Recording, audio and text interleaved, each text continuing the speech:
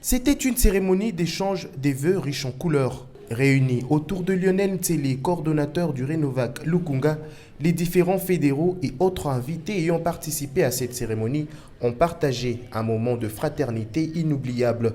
Dans son message, Lionel Ntsele a rendu un vibrant hommage aux membres du Renovac qui sont morts en servant le parti avec abnégation avant de dénoncer toutes les injustices dont le Renovac a été victime par ses détracteurs lors des élections de 2018. Fort des procès-verbaux des dernières échéances électorales, le Renovac, notre parti, s'est vu refuser des sièges de députés provinciaux pour les uns et de sièges de députés nationaux pour les autres dans la circonscription de Lukunga suite à l'injustice et au complot dont il a été victime de la part de ses détracteurs qui ont tout mis en œuvre pour réduire au silence. Loin de nous décourager, l'injustice et le complot subis par le Renovac nous ont par contre rendus plus forts, très forts.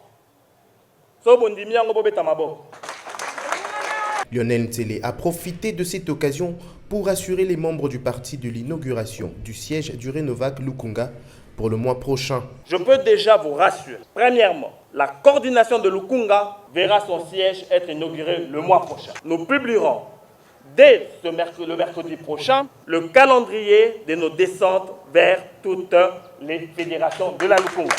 Tous les fédéraux bénéficieront d'une décision collective signée par le secrétaire général, le chef du parti, et s'en suivront des lettres de notification. Profitons de nos descentes pour remettre des insignes du parti dans le but de maximiser notre visibilité sur le terrain. Le caractère social soulevé par des fédéraux trouveront l'issue favorable. Le mois de mars, qui sera riche en activités, verra les femmes de la Lukunga être accompagnées dans leurs diverses activités.